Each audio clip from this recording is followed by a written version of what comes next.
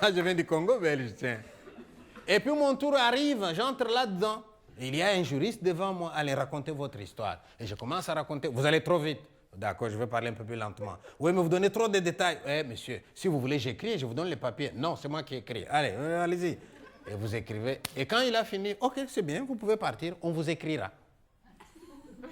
Et là, je sors. Il est déjà 17h. Hein, et mon compatriote vient me voir. Il dit, ça a été? Oui, il m'a écouté, il a dit qu'il faut m'écrire. Maintenant, je demande à mon compatriote, tu penses qu'il va m'écrire demain ou dans une semaine ou dans 2? Il dit quoi? J'ai dit, il m'a écouté, il a dit qu'il va m'écrire. Dans une semaine, dans 2 ou dans 3 jours? Il me dit, dans 5 ans si tu as de la chance. J'ai dit, alors tu n'as pas compris ce que je te demande. Il dit, j'ai compris. Ce monsieur-là t'a écouté, il a pris des notes. Et tu me demandes quand il va te répondre. Je t'ai dit, dans 5 ans si tu as de la chance. J'ai dit, c'est pas vrai. Il dit, mais oui, tu as raconté une histoire, non? J'ai dit, oui, mais il faut le temps qu'il vérifie. Et pour ceux qui viennent du Congo, au moment où je suis arrivé, ça prenait à peu près 5 ans. Ça veut donc dire que pendant 5 ans, je ne verrai pas ma femme. Ça veut dire que pendant 5 ans, je ne verrai pas mes enfants. Et ils sont restés dans un pays en guerre. Hein. À ce moment-là, si vous leur parlez au téléphone, les enfants te disent, papa, tu t'es mis à l'abri et tu nous as oubliés. Je ne vous ai pas oublié, je suis dans la procédure. Mais papa, tu leur dis de faire vite, ici c'est la guerre. Qu'est-ce que ça peut bien leur faire, mon fils, qu'il y ait la guerre là-bas ou ailleurs? Je vous assure, un moment difficile. Ne vous étonnez donc pas de voir quelqu'un comme moi. Il passe dans vos rues et il est en train de se parler à lui-même. Et vous regardez encore un qui a disjoncté. Comment voulez-vous qu'il ne disjoncte pas 5 ans qu'il n'a pas vu sa femme? Comment voulez-vous qu'il ne disjoncte pas 5 ans qu'il n'a pas vu ses enfants? Je vous assure, un moment difficile. Je vais vous épargner les détails. J'ai attendu aussi, pas 5 ans, j'ai eu un peu plus de chance que les autres. Et à ce moment-là, où est-ce que j'habite à Braine-le-Comte, dans une maison d'accueil où il n'y avait que des candidats réfugiés. Un jour, moi aussi, j'ai eu les papiers pour habiter chez vous. Oh, mais les jours où j'ai eu mes papiers, vous pensez que je suis content ces jours-là? Non, je me suis senti inquiet. Parce qu'alors, ça veut dire, j'ai la confirmation que je ne peux plus retourner dans mon pays.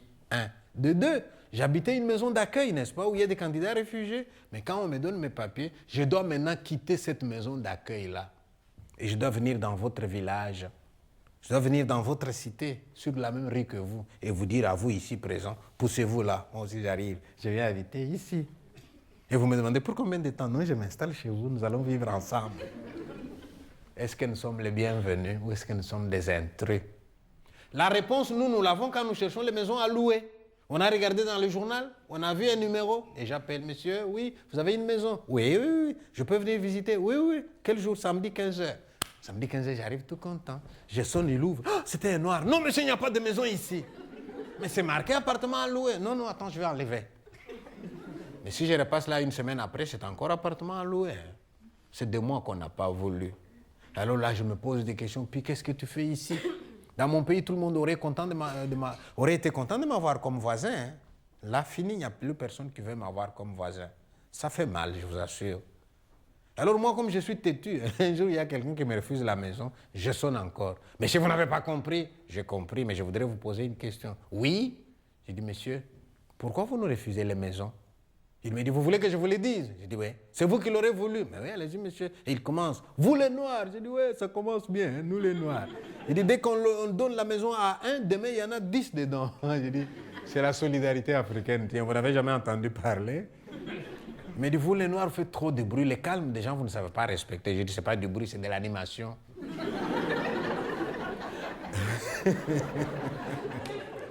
Et il ajoute, hein, vous les Noirs, votre nourriture ne sent pas bon. J'ai dit, attendez monsieur, répétez-moi ce que vous venez de dire là. Notre nourriture ne sent pas bon et votre fromage de herbe là, il sent bon?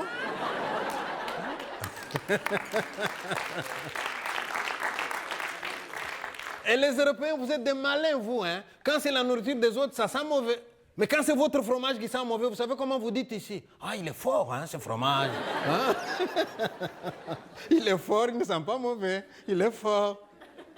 Heureusement, parmi les Européens, il y en a qui sont gentils. Hein? Tous les Blancs ne sont pas de méchants. Un Européen gentil qui me voit tant souffrir pour trouver un logement, il me dit, Pi, si tu veux encore une maison, tu n'appelles pas, laisse-moi appeler à ta place. Et je lui donne un numéro, et c'est lui qui appelle. Allô, monsieur?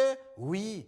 Vous avez une maison à louer? Oui. Comme ça, il ne dira plus non après. Vous acceptez les étrangers? Ça dépend de quel pays. Et lui, il dit du Congo. Et on lui répond, surtout pas cela, surtout pas cela. Et lui, il dit, c'est pas un Congolais comme les autres. Je dis, je suis comme les autres. Non, pourquoi tu dis ça? Et il me dit, tais-toi, j'ai dit ça pour que tu obtiennes la maison. On va lui demander s'il me connaît. On va lui demander s'il veut bien se porter garant. Voilà à quel prix moi j'ai une maison dans un village perdu de Brabant-Wallon où il n'y avait pas un seul Africain. C'est moi qui arrive le premier. Oh, j'arrive dans ce village-là et je fais une expérience que je ne vous souhaite pas. L'expérience de la solitude. Seul quand on est seul, ça peut encore passer, mais là, seul dans la foule, c'est une expérience que je ne vous souhaite pas. Chez mon papa et ma maman, nous étions 11. Hein. Ma femme et moi, nous n'avons que 6 enfants. Ça fait de l'animation. Hein.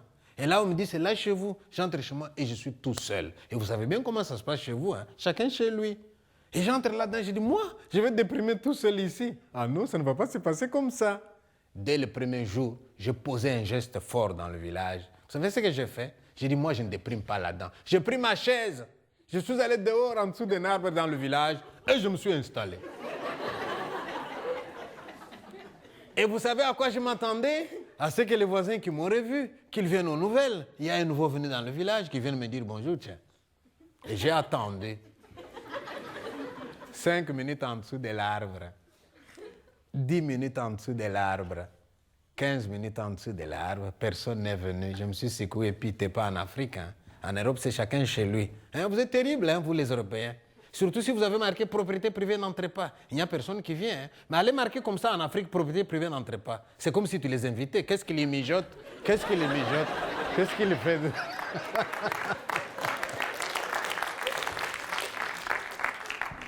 Alors je me dis, je remets ma chaise, je vais alors me promener moi-même dans le village pour voir un peu où je suis tombé. Mais d'un bout à l'autre du village, hein, pas un seul bonjour. Pourtant, moi, je viens d'un pays où il y a plus de 5 formules pour vous dire bonjour dans la même journée par la même personne. Alors, je dis, oh là là, ça va être difficile pour moi ici. Et même un jour, j'ai raté mon train. Ça peut arriver. J'habite dans un village où le train passe 1 fois par heure, le week-end 1 fois par 2 heures. Alors, dès que je rate mon train, je dis, qu'est-ce que je fais? Je dis, je vais faire comme eux, je vais respecter leurs coutumes. Faire comme les Blancs quand ils ont raté le train. Et je me suis mis le long de la route. Et je fais comme ça. Aucune voiture qui s'arrête. J'ai dit, on me voit ou on ne me voit pas? Je bombe le torse pour me faire remarquer. Aucune voiture qui s'arrête. Vous n'avez qu'à vous demander, vous qui êtes dans cette salle, comment avez-vous réagi lorsqu'au volant de votre voiture, vous avez vu quelqu'un comme moi le long de la route qui faisait comme ça? Comment avez-vous réagi? Là, je me suis senti alors comme quelqu'un qui a perdu son identité. Je n'existe plus. Il n'y a personne qui sait d'ailleurs comment je m'appelle. Qui a d'ailleurs besoin de savoir comment je m'appelle? Pour me désigner, on dira désormais, hé, t'as vu les Blacks qui passent dehors? Les étrangers, il y en a de plus en plus. Hein. Mais ces réfugiés, qu'est-ce qu'ils viennent faire chez nous? Pourtant, moi, j'ai un nom. Hein. Je m'appelle Pichibanda. Là, je me suis senti mal. Alors, pour me remonter le moral, je dis, je vais téléphoner à ma femme au Congo. J'ai téléphoné à ma femme. Et là, je tombe sur mon fils de 14 ans, Yannick. Oh, mon fils va me poser une question qui va bouleverser ma vie. Mon fils qui me dit au téléphone, papa, content de t'entendre. Hein? J'avais peur que tu ne sois déjà mort. Ici, maman pleure tous les jours. Et nous avons demandé à notre maman, pourquoi tu pleures? Elle nous a dit, je pleure parce que je pense à votre papa qui est tout seul en Belgique. Et mon fils qui me pose la question, mais papa, comment peux-tu dire que tu es tout seul? N'y a-t-il pas des gens dans le village où tu habites? Bonne question. Celle-là, elle est à vous. Si vous étiez là, j'allais vous donner le téléphone. Et mon fils allait vous demander, hey, mon papa, il dit qu'il est tout seul. Et vous, vous êtes où? Qu'est-ce que vous auriez répondu? Il est tout seul parce qu'il est noir. Nous, on est de notre côté parce qu'on est des blancs. Je n'aurais pas voulu être à votre place et avoir une question comme ça. Et la question de mon fils m'a rappelé un proverbe d'Afrique. Et que dit le proverbe?